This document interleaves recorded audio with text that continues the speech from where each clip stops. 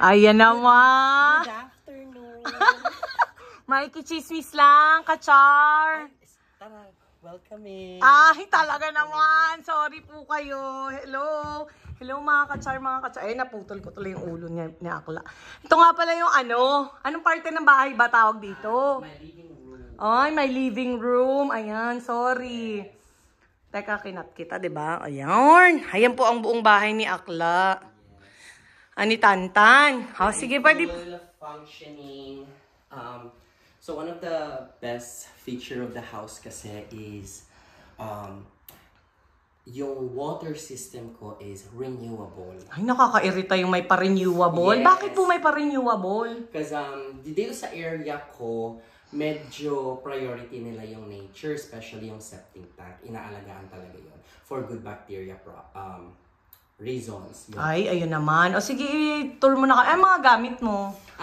So, syempre, 55-inch. Nakakairita. Teka, doon tayo. Gusto ko yung may pa-pantry. Okay. Dito tayo sa may pantry niya. Ayan. Nakakahiya naman. Walang laman. Wala na. Ang hiya naman yung walang laman dyan. Okay, magkakakitaan po tayo dyan. Siyempre, alam natin na Pinoy dahil may dato puti at silver swan. O tara, nasa yung kwarto mo? Nasa yung kwarto mo? Ilang kwarto ba to? 1 bedroom and 1 full bathroom. Ay, sige, sa bathroom muna daw tayo. Maayos ba yung bathroom mo? Sige na, game. Oo. Ay, hiyang-hiya naman ako sa napakayabang na. Sige na, mauna ka, ipasok mo. Oo, ayan.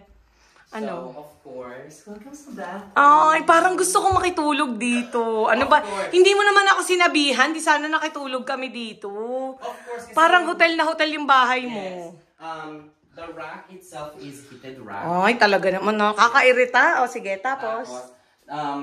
So, ito yung sinasabi ko kanina, renewable water yung gamit ko sa tank ko. And I'm only allowed to use this exact brand. Sana, gawin nila ako endorser. Yes. So, Earthwise is the only brand I can actually Ay, use. sorry. Kala ko nasa hotel ka. Dito ka talaga nakatira? O niniloko mo lang ako? Hindi, Feeling ko ini-scam mo ko. When we go... Bakit kailangan dalawa? Kasi nga, di ba yung boyfriend ko? Ay, sorry naman. O sige, yung kwarto na. Ayoko na dito. Galit na ako.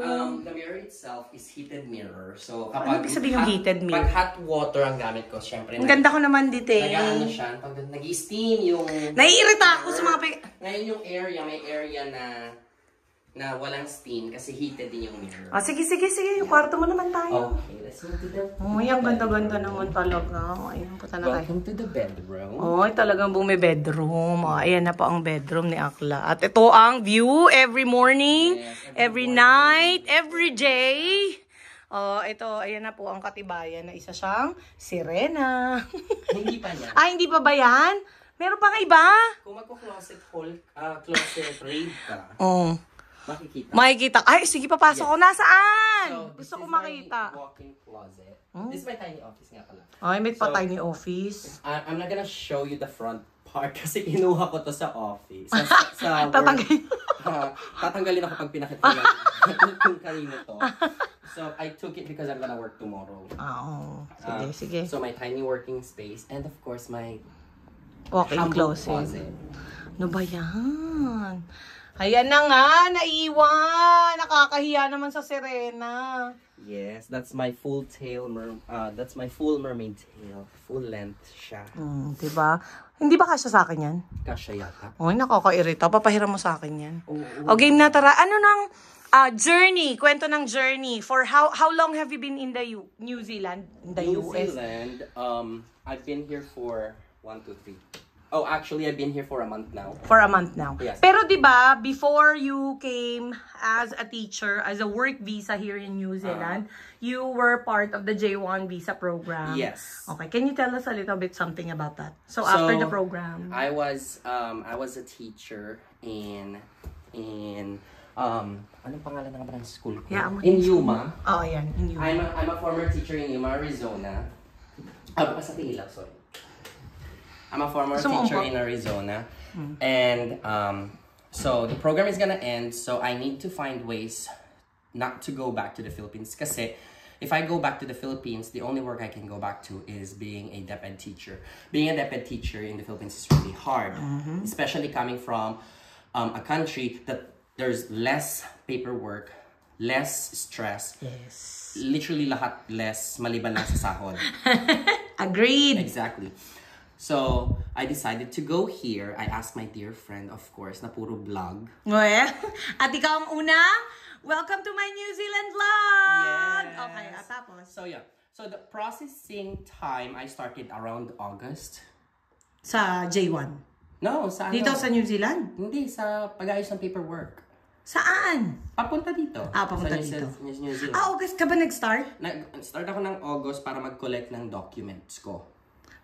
Talaga ba? Doon ba tayo nagsimula? Yeah. Hindi ko na started maalala. August. Ang tagal na pala, no? So talagang plinano lang natin na dapat by May nandito ka na. Kung di ako nagkakamali. Actually, ang plinano natin is by January, dahil January ang start ng school year. Ay, kailangan Feb. makalipat na ako. Oo. So, yun yung ginawa natin. So, August, lumabas yata yung IQA ko, September. And then after that, ipon na naman ako ng documents and notarized documents. Yung notarized documents mo in the US is free. So how did you do that? Kasi most of the people na who are in still in the US, they are planning to move here in New Zealand. Some of them has to pay dun sa, for example, dun sa may mga fee. USPS. Yes, USPS. UPS and UPS. FedEx, I think. Yes. O ikaw, in your case, where did you go? So in my case, dahil yung bank, okay, am I allowed to say the bank name? Oo naman. So yung bank ko kasi is Wells Fargo.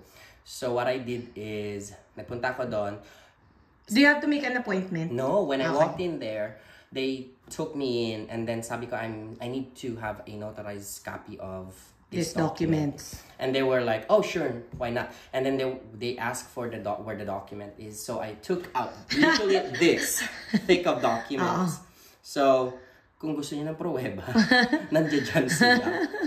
This thick of documents. And then they said, oh, we cannot do that now because it's a lot. Ay, okay. Kasi madaming kailangan sa NCQA. Ay, sa Teaching Council. Teka, before you go there, NCQA mo is August tayo nag-apply, tama? Yes. Lumabas na ng September. Kailan ka nag-PTE?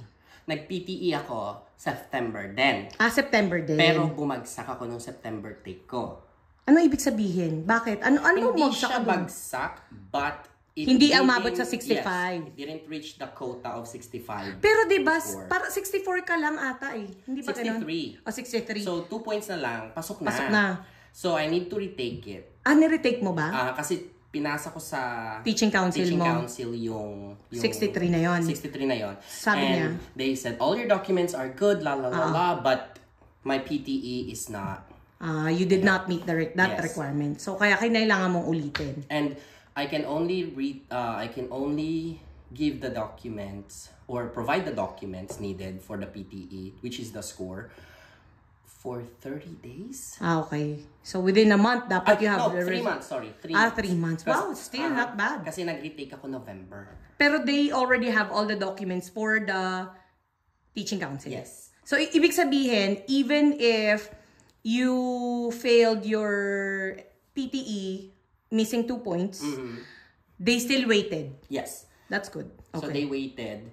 And then I was driving back to California that time and Phoenix ako nag-test nun kasi nga alam ko na itsura ng Phoenix Testing Center. So, nag-change ka ba? Hindi. O Phoenix pa rin? Phoenix pa rin. But I need to go to California that time. So I drove 5 hours and a half from... Just to take the PT exam. Tapos yung... What about the tips you could give for PT? So did you watch any videos? Kasi ako, di ba, I sent you that video. Ewan ko kung ginamit mo yun, ha? Yes. You still use that? Ang pinakamahirap kasi is writing. Yes! Oh my God! 65 ako dyan! So, lahat ng scores ko past 70 points. Oo, ganyan. Pero yung PT, yung writing score mo. ko ng writing, nag-64. So, pero tinanggap na nila yun. Tinanggap nila. Ay, di ba? Tinanggap. Tinatanggap nila even though na may isa kang 64. So, depende pa rin, di ba? Depende pa rin. Pero kung meron ka, for an example, 64, tapos 65, it's not gonna let you gain the 65% na kailangan to qualify. Kaya kailangan, mayroon kang, siguro, isang 64, And then the The rest rest, of your scores are mataas good. na 66 or basta hindi yung below pa din. Dapat above 65 na. Yes. Okay. So, yun. So, lumabas. Ang bilis din ng result. Yung first test ko siguro lumabas siya after a day. Okay. Pero Yung pangalawa? Yung pangalawa kong take, nagda-drive pa ako, papunta pa lang ako na... Pabalik ng Cali. Pabalik pa lang ako ng California. Nasa ano pa ako, back eye area. Nag-email na ng result. Okay. That's good. So, kinakabahan Kabahan ako. na naman ng bakla, oo.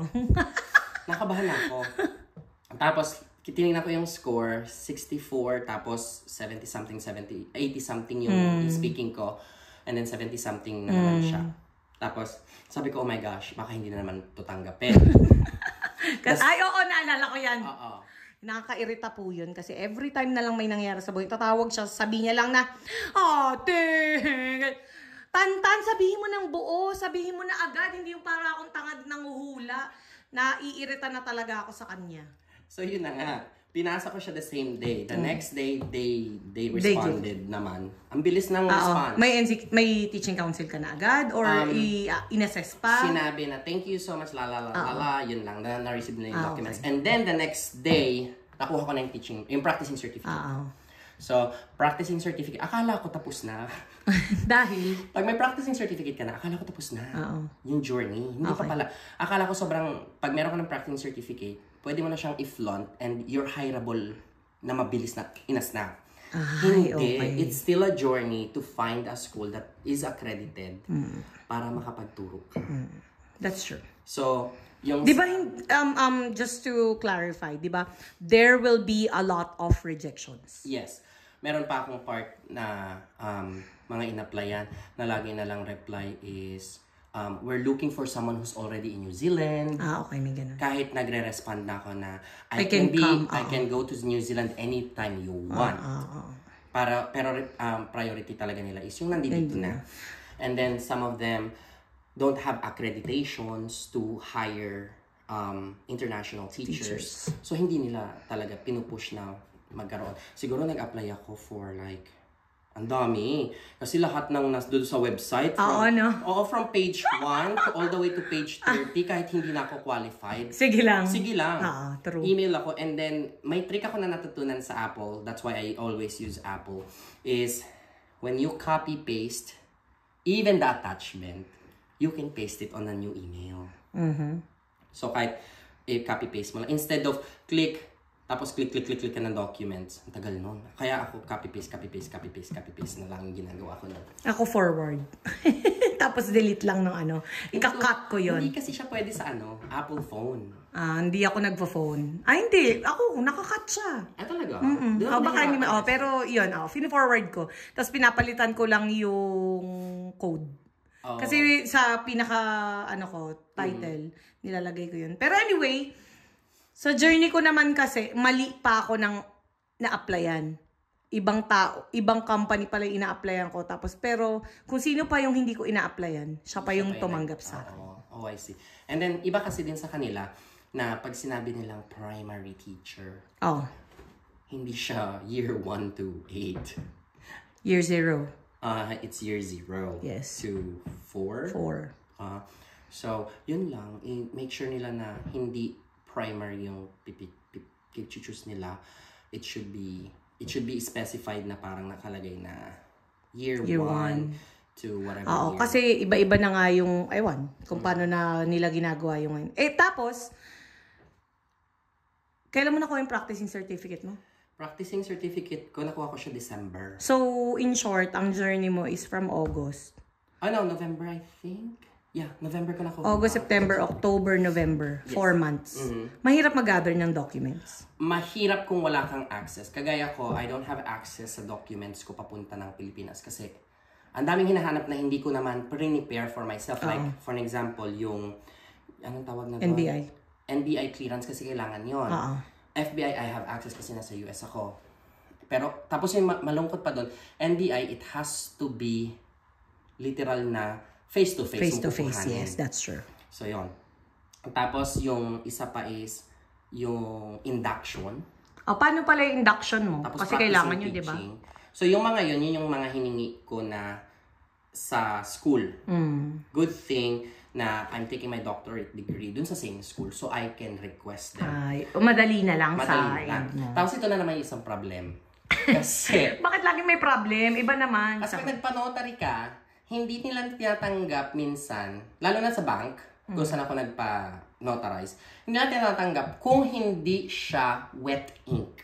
Ano ibig sabihin ng wet ink So, naman? pag hindi siya wet ink, means parang pinrint siya sa Pilipinas, in-scan, sinend sa akin. Tapos pinrint ko. Ay, okay. That's not wet ink. Okay. Wet ink is yung pinrint sa Pilipinas, pinirmahan nila ng ink, sinend Paper, sa akin yung papel through LBC, FedEx, whatever it is. Yung mismong original copy nakuha ko, that's wet ink. So yun ang Yun yung must. downfall. Parang ganon. Okay. So yun yung downfall. Na nakita ko dun sa pag-a-apply kasi kailangan mo yung originals. Oo, sa bagay. Even sa referrals, ang ginawa ko, Anong referrals? Referees ng ano?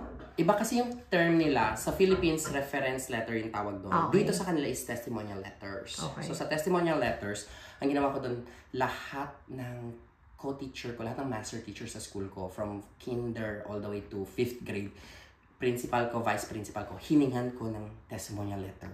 Okay. And then gagamitin ko sa kanila yon pag nag-apply ako sa US. Okay. O, diba? Sabihin ko, ayan yung, Oo. Ito yung ginawa. Oo. sinulat yan. Oo. Ay, okay. Tapos, di ba, ang journey mo, ayan na nga, nag-apply ka. December, wala pa din. December, wala pa din. Hanggang sa medyo nalungkot-lungkot na nga ako. Kasi December, nagsimula na ako mag-apply. Even Christmas, yung dead time with my family, naghanap ako ng work. And then, nag-January, wala pa rin. And then, in my school, they already know that I'm quitting January. Kasi nga, I'm ready to leave anytime. Wala akong nahahanap na schools. Yun yung mga panahon, yung December, January na yan, yung HR, employer, is nasa ibang bansa. Bakasyon niya. Oh, I see. Bakasyon niya ng lalaki. Oo. So, yun. So, tapos nag-February, nag-March, and then sabi ko na I told them that I'm needed here more than they needed me there. So, I'm gonna stay a little bit. And then, yung nag-hire sa akin, expected niya ako dumating ng May. Pero excited ako. So, lilipad na dapat ako ng March. Okay. April. Excited ako, lilipad na dapat ako ng April. So, nag-quit ako sa job ko. Nag-quit ako ng March 20. Nag-quit ka na? Hindi ka na nagtrabaho no? March 20. Nasa ka na? Gumagala ka na lang. Pero nag-render pa ako ng till April 20. Okay. Nag-render pa ako ng work till April 20. Hindi ba yun, again sa J1 mo? Okay lang yun? Or It's okay. dahil Kasi sa J1, the soonest you leave, the earlier you can actually come back. Kasi sa J1, ang kailangan lang mangyari is inform mo yung program. Na you're, Sino ang J1 mo? It's Green Heart. Green Heart. Cultural exchange ba? Yes. Green Heart Exchange Program. Okay. Green Heart. Ayan, nag-promote pa. So, sana i-endorse nila ako. Tapos? So, yan. So, last day ko ng April 19 kasi if that's Friday, 20. Kailan ka na-hire dun sa company? Na-hire ako first week of April, I think. First week of April. First week of April, kaya malakas na yung loob ko mag-quit. Kasi meron akong job work offer. Pagdating dito. However, I got my job offer March. Okay. Kasi yung aking visitor's visa is March. Okay. In-apply ko ng March. Ngayon, si Bakla, medyo kabado. Pumunta ng New Zealand ng visitor's visa. Hinintay si working visa. Good thing, hinintay ko siya kasi ang daming bumalik na papers. Medical. So, sa Papers? medical ko, Medical? Sa medical. Sa medical ko, bumalik siya, hinahanapan ako ng Further retest. test. Okay. Retest ng isa sa mga Gaano test ko. katagal ang medical sa US? Saan ka nagpa-medical? Sa UMA pa rin ba? Hindi, wala silang accredited sa UMA. Okay. So, paano mo sinearch? How did you search yung which Medical. which hospital is related to INZ? Ginugal mo lang ba yan? Hindi, ipoprovide naman nila. Paano? So, when your job offer, yung link was given to you, yung job token na link to your Realme account, which is the INZ. Yes. Paano? So pag nag-apply ka na doon, di ba? Yun na, yung documents mo na ipasa mo and everything, ganyan. And then, kasi yung medical comes after. Ay, okay. Di ba? Tapos, kapag na-apply mo na siya, meron dun sa list niya na nakalagay, medical not needed yet. Kasi hindi pa nga napaprocess yung mga documents na pinasa. Tapos may parang link doon na click mo, tapos i-locate niya yung current location mo, and then pagka-enter mo, lalabas yung accredited nila. Accredited sa akin, dalawang area lang na pinakamalapit. It's either San Diego or LA. Ito pa yung masakit. Appointment-wise, sa LA, nakakuha ko na mas maaga. Okay. Pero sa San Diego, nakuha ko siya ng later. Okay. Siguro, a week later ang difference nilang pareho. So, pumunta ako sa LA na. And it was quick kasi, akala ko yung physical exam, yung maghuhubad ka, and I was like, okay, I'm good with pero that. Hindi. X-ray lang, heart, yung baga ko, tapos, diba? Wala lang. Oo, okay ka lang ba? Do you feel kasi in my case, dito ako sa kasi nag-visit visa din ako. Pero bago ko mag-apply before that is, nag-visit visa ako, yung AEWV ko, sinubmit ko on the day na umalis ako ng US. Tapos, nung nag-medical ka, ilang days yun? Nung nag-medical ako, nag-apply ako April 3. I'm so happy na nag-apply. Yun yung medical yun? Hindi, ng visa yun, working visa. April 3. Yun natin, yun, di ba yung araw na nag-ayos tayo, pinasa lahat online lang? Yes. Di ba? Tapos, alam mo, yun yung maganda dito, no? Lahat online. Walang arte-arte, walang, kasi feeling ko one of the things na pinapahalagahan nila din is yung integrity ng tao. No? Kasi sa kung Pilipinas yan, recto na lahat yan. Game na. Huwag na natin yan. Okay. So, yun. Nagpa-medical ako ng second week ng April. Pagkatapos ng second week ng April, after 1 week, kasi after 1 week siya lalabas. So, Monday lalabas na siya. So, tumawag ako kasi hindi pa lumalabas. Tapos, sinabi nila sa akin na mayroon akong isa na nag-positive. Okay. So, kinabahan ko. So, pinaulit mo lang yan? So, tinanong ko kung ano yung dapat kong gawin. And dahil nga 5 hours and a half ba ang drive from Yuma going to LA? Sabi nila sa akin, ipakita mo to sa doctor mo, and then your doctor, wherever she or he would send you, i-accredit na namin yun. Ay, okay. So, that same day, nagpa-medical na ulit ako. And then, lumabas yung result the next day. Sabi ng doctor ko, Tristan, what are they talking about? It's negative. So, I was like so happy about it. And then, I sent it the same time. And then, after that, 1 week na naman. Pero okay lang, di ba? You're here. That's hindi what pa matters. May isa pa na naman. Ano? Kasi si Bakla. Inaway kita. Iba pa yun? Iba pa yun.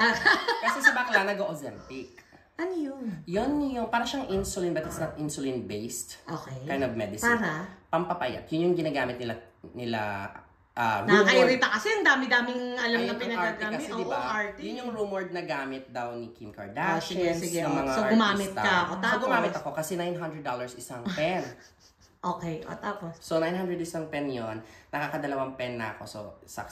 And then, sabi nila, may Ozempic ka sa bloodstream mo. We need a letter from your doctor na gano'n yung dosage mo, hanggang kailan ka magagaya. Sabi ko, shit. Dahil malandi po siya, ganun talaga yung mga eksena niya sa medical. So, yun. So, okay na siya. Nakakuha ko ng letter. I bugged my doctor over and over again. I'm so thankful about that. Yung doctor ko, si Doc Renz. Thank you, Doc Renz. God bless you po. Thank you for helping the Filipino community. Hindi lang si Tantan. She's the best doctor in Yuma, Arizona.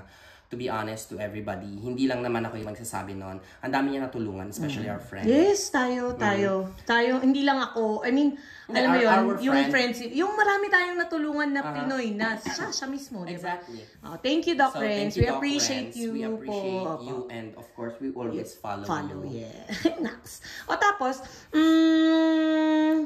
so, nag-book ako ng flight to fly here April 21. O, tapos inaway kita dahil sabi ko, punyeta, pabago-bago ka ng isip. Ang sabi ko, magli-leave ako. Tapos ano nangyari? Hindi ako lumipad. Hindi ka lumipad. So sabi ko, pag-leave na nga ako, babayaran mo lang yung gas tsaka yung per hour ko, ayaw mong bayaran. Sa lahat ng tinulong ko sa'yo. Hindi, yun ang sinabi ko. Pero sinabi ko yun. At gusto ko lang klaruhin sa'yo na ang sama talaga ng loob. At ano sabi ko sa'yo? Tatandaan ko tong araw na to, sabi ko sa kanya. Pero yun, inaway ko lang. Pero, ayan na nga, sabi ko nga, forgive, forget, pabayaan na lang, basta happy. Exactly. Sige. O tapos? And then, so yun, my flight was canceled. Dapat April 23, nandito na ako sa New Zealand. Kala ka dumating talaga? Dumating ako May 3. Mo, May 3 pa siya? Hindi ko alam na May 3 siya dumating. Pero, kasama ko siya the whole journey ng buhay niya. Hindi mo na ako pinapansin noon. Oo, kasi nga, naglilipat ka. Sige. Nagdadrama ka. Sige. It's not that galit ka. Nako, galit ako. Isa na rin yun. It's because, yun yung time mo na naglilipat ka to Whakatane. Huwag mo na i-ano naman. I-delete mo na. Naglilipat. Hindi. I-delete mo na. Wala tayong i-edit dito dahil tayo, transparent. Teka lang, ang tanong ko lang, marirecommend mo ba sa mga J1 teachers na alam mo yan, itry din ang journey to New Zealand instead of going back to the Philippines? Kasi, to be honest, yung sa amin, di ba, remember we also did try to remove yung 2-year home residency. Pero dinenay yun. Dinenay yun ng US kasi nga, wala namang sakit si Lavinia and everything, which is, we are thankful kasi Lavinia is healthy. Exactly. Diba? It's always health. Yes. Health comes first. Exactly. Yan. Tapos sabi ko lang, tinanong ko yung lawyer. Sabi ko, makakabalik po ba kami sa US in 2 years? Sabi niya hindi. Kailangan sa home country.